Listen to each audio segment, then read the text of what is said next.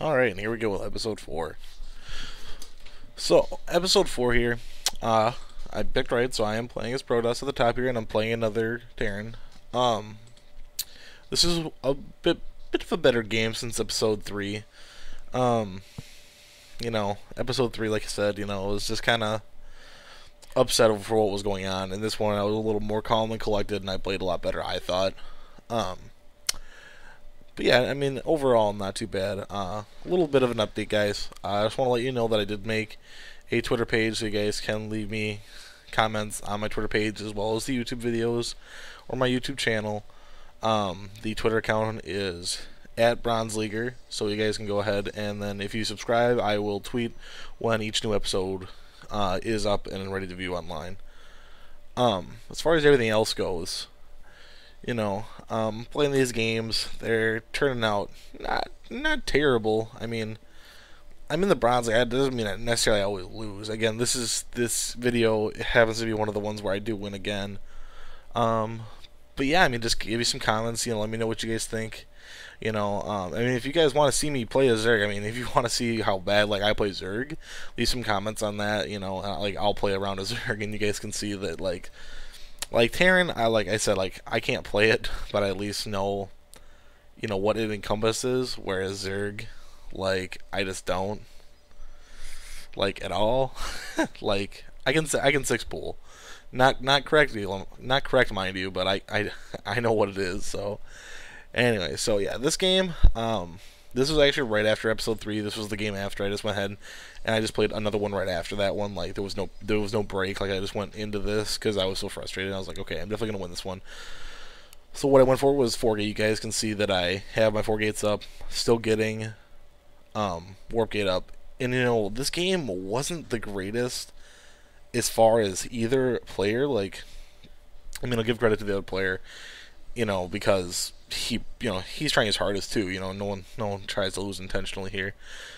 But I didn't have any units up at all. Those were my first units. I probably should have had a zealot out. And earlier in episode 1, I mentioned that I don't usually skip that. I did for this. I don't know. I just really wanted to win really bad, so I was like, okay, time to win. So yeah.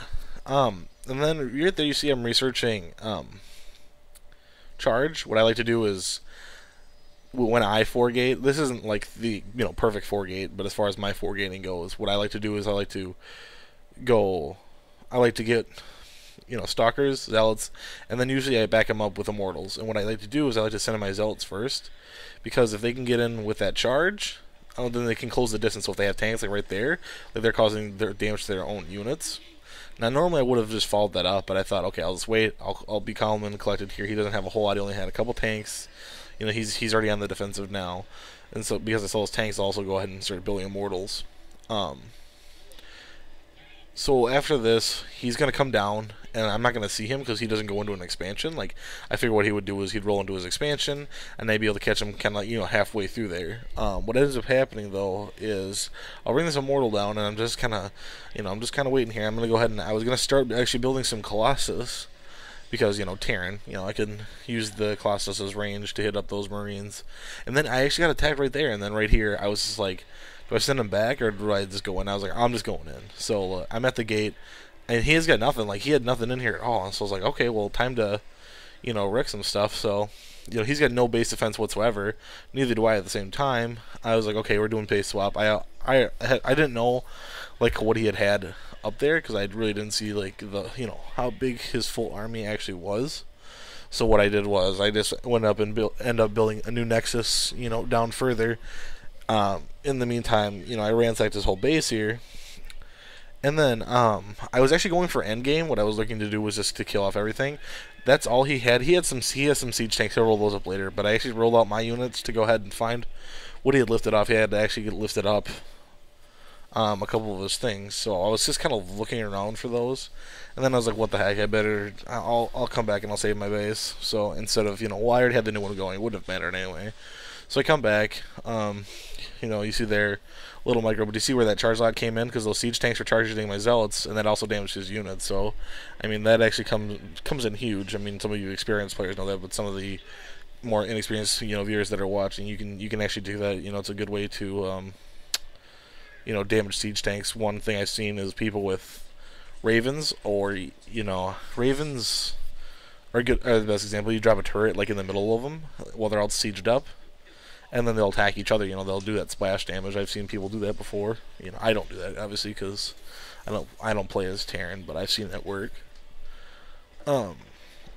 But yeah, and then this is what was ridiculous. So the game was in the bag at this point in time. I guess I really didn't even realize it, just because like I couldn't find him. Like I was like, okay, no one's here, and then I ended up checking everywhere else on the whole map to try to find him, and I just couldn't. I was like, what the heck? Where is he? And so I'm like, okay, so I'll build up some resources here. What I was going to do is I was going to end up building a Stargate because I figured he was going to be that kind of person, and just pull this out to the very, very end, and I'd have to go ahead and, get, Void Rays or Phoenixes and just take them out that way. So I was like, whatever. But then I was like, okay, well, I'll just check all the bases first here. And then at this point, this is like, okay, everyone go stand at a different base here, and we'll find out where he is. So, already have my second base going there. I'm just continuing, getting some minerals at my first base here. Getting that cyber core again, recharging, re-giving everything power. So I can go ahead and start building some phoenixes, because I figured that's what type of game it was gonna be. I should have known better too, just because like right there, like with that immortal, that's actually where he was back there. I just didn't look far enough. Like, he's sitting right back there, and I just didn't even know. Like, right now he's got, like, I checked the replay, he only had like 2 barracks, and at the end here, when he quits here in like a minute, he only has like a marine. He GG's right here. He has like 4 marines and a marauder, and right then when I found him with that observer, or with the observer, and then the game was over. So it was a good match all in all.